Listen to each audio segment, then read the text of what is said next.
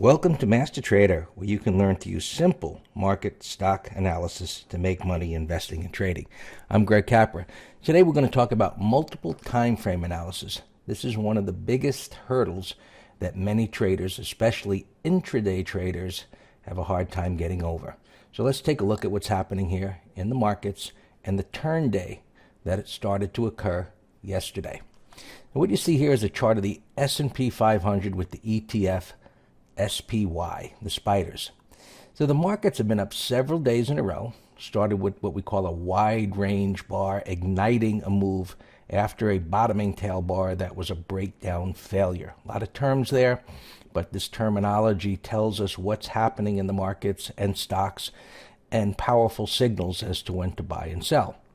So what's happening right here is that the momentum to the upside is stalling. Notice how the ranges have become narrower. And yesterday, the markets marked time. They attempted to move higher. They attempted to move lower. So this is what we call the beginning of a turn day. And to confirm a turn day, at a minimum, a turn day to the downside, prices have to break a prior day's low. However, that doesn't mean as an intraday trader, we can't trade before the turn happens, and many do.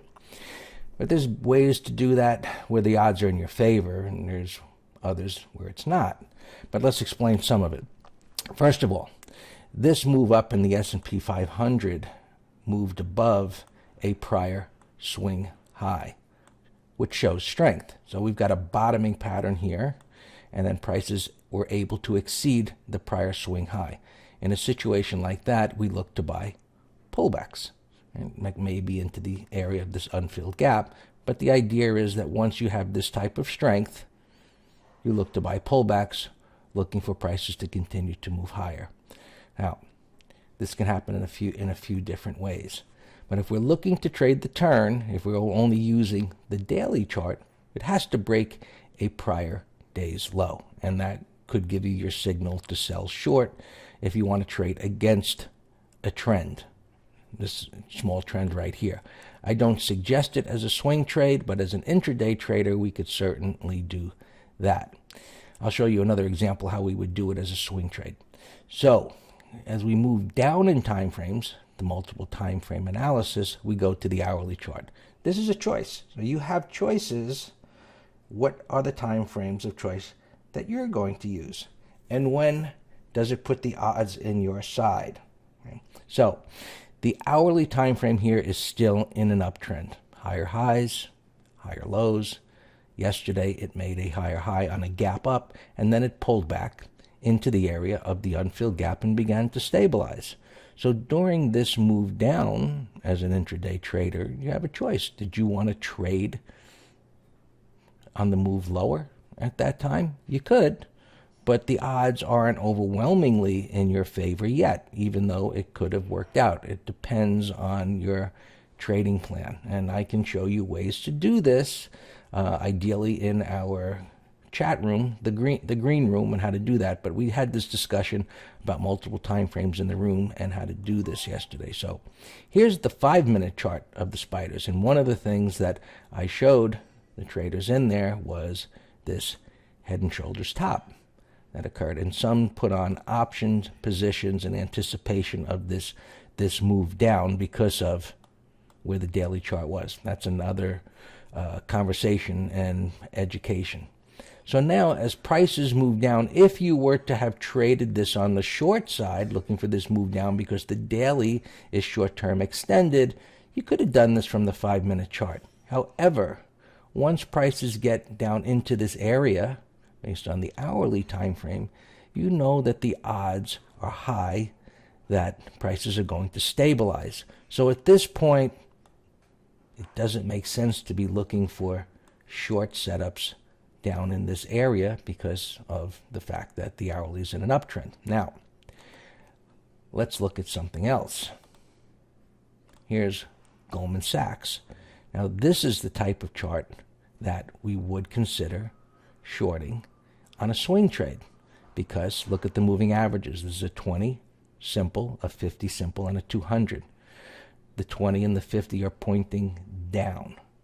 prices are underneath resistance. They're underneath the 200 MA. It stalled here as the market went up for several days. Goldman Sachs actually stalled and went sideways. It went slightly up yesterday but came back down. This is what we call a topping tail. That being said, the hourly is still in an uptrend. So as an intraday trader, I know that the hourly being in an uptrend, if I was going to short this intraday, the odds still are not overwhelmingly on my side.